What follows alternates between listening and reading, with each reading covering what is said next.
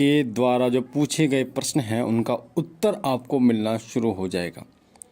कोई भी आपके इष्ट देव हों, चाहे भगवान शिव हो, हनुमान जी महाराज, माता दुर्गा या फिर माता काली या अन्य कोई देवी देवता जिनकी आप उपासना करते हैं, मंत्र जाप करते हैं, उपासना करते करते आपको हो सकता है 1 साल हो गया हो, 6 महीने हो गए हों और फिर भी आपको उनसे बात नहीं हो पा रही। तो आज मैं आपको बताऊंगा कि किस प्रकार से आप उनसे बात कर सकते हैं। तो वीडियो को ध्यान से सुनना ताकि बारीकी से एक एक चीज़ आपको समझ में आए, और साथ साथ में वीडियो को लाइक शेयर जरूर करना ताकि और लोगों तक ये जानकारी पहुंच पाए। पहली बात तो मैं आपको बता दूं कि जो ईश्वर है, भगवान है, उनको महसूस किया जा सकता है। अगर आप ये सोचें कि वो आपके सामने खड़े होकर आपसे बात करेंगे तो ऐसा संभव नहीं है। भगवान भाव के भूखे होते हैं और वो आपके मन में, आपके हृदय में वास करते हैं और आपके मन में ही, यानी मन के देवता, मन के भगवान होते हैं, आपके मन से बात करते हैं। तो किस प्रकार से आप उनसे बात कर सकते हैं?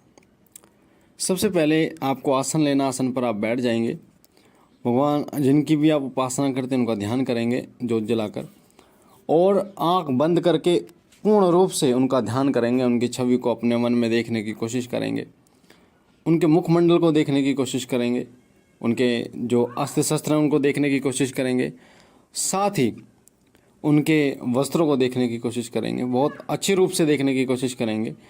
और जब आप उनको देखेंगे उसके बाद आपके मन में जो प्रश्न है, मन में उस प्रश्न को पूछना है।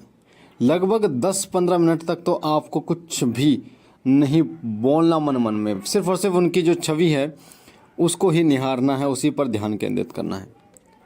उसके बाद आपको मन में उनका ध्यान करते हुए ये बोलना है कि हे प्रभु, मैं आपका सेवक हूँ, आपका नादान हूँ, जैसी भी मुझ बालक से सेवा हो रही है इसे स्वीकार कीजिए, मंजूर कीजिए। आपके चरणों का दास हूँ और कुछ प्रश्न हैं, इन प्रश्नों का उत्तर मैं चाहता हूँ, कृपया करके मुझे आज्ञा प्रदान कीजिए। जब आप ऐसे बोलेंगे तो आपके मन से अपने आप आपके मन में हाँ या ना का स्वर आपको महसूस होगा। ऐसी अवस्था में अगर आपको ऐसा लगे कि आप ये तो आपके मन का वहम है, तो ये गलत है। इस चीज़ का विशेष रूप से ध्यान रखना। बिल्कुल भी आपके मन में जो आएगा उसका वहम नहीं होगा। लगेगा आपको कि यार ये जो विचार हैं ये तो आते रहते हैं, ऐसा नहीं है। आपके प्रश्न का एकदम आपको उत्तर मिलेगा। हो सकता है जिन इष्टदेव की आप उपासना करते हैं उनकी कृपा से जब आपकी ऊर्जा इतनी ज़्यादा इकट्ठी हो जाती है, जब आप इतनी पूजा करते हैं, उनकी कृपा, उनका जो अंश है इतना आपको प्राप्त हो जाता है, तो वो आपको चीज़ें दिखाना भी शुरू कर देते हैं।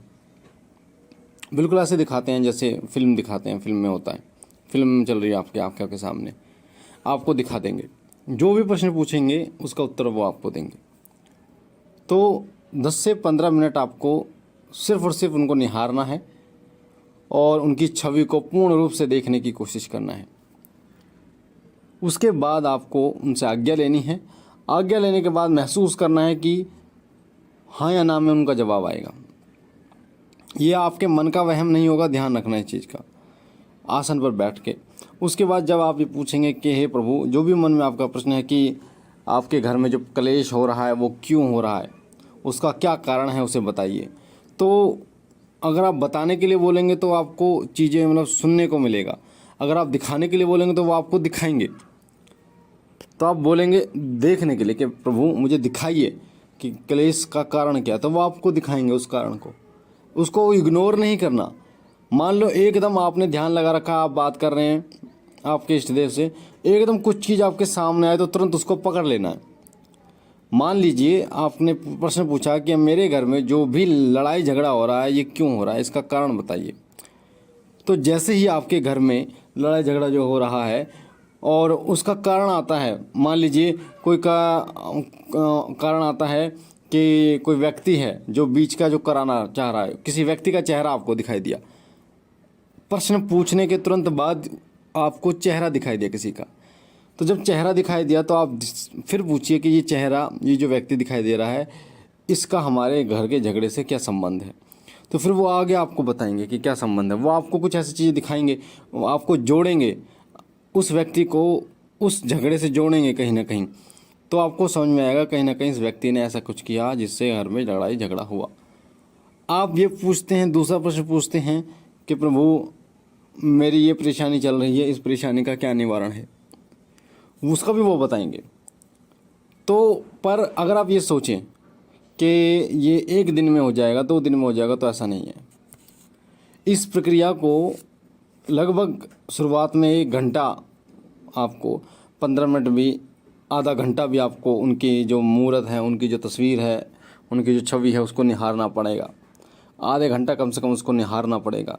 और फिर आधा घंटा आपको इन चीज़ों को समझने में लगेगा कि आपके इष्ट देव आपसे जो आपका जो प्रश्न है उसका उत्तर किस प्रकार से देते हैं।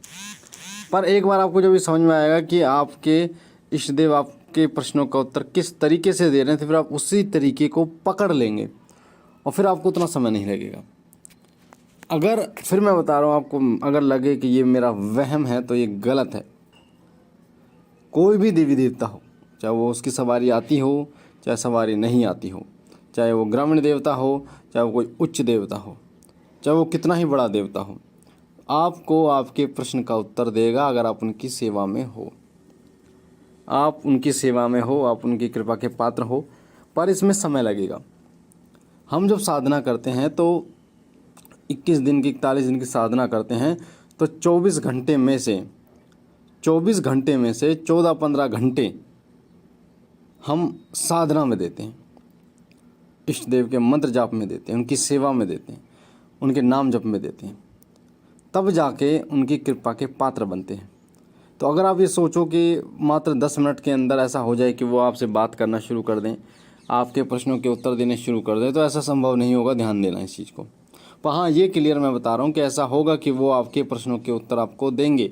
आपको वहम नहीं पालना कि ऐसा वहम है, ये मेरा वहम नहीं होगा। वो आपको जो सच्चाई है वो आपको देंगे उत्तर।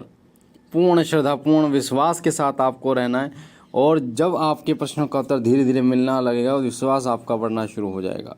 फिर जो भी आप पूछोगे वो उन चीज़ों के बारे में वो आपको बताना शुरू कर देंगे। तो इस तरीके से आप उनसे बात कर सकते हैं। और धीरे धीरे जैसे जैसे आपको आदत हो जाएगी, प्रैक्टिस हो जाएगी, अभ्यास हो जाएगा कि हाँ, इस प्रकार से आप प्रश्न करते हैं तो इस प्रकार से उस प्रश्न का उत्तर मिलता है। कई लोगों को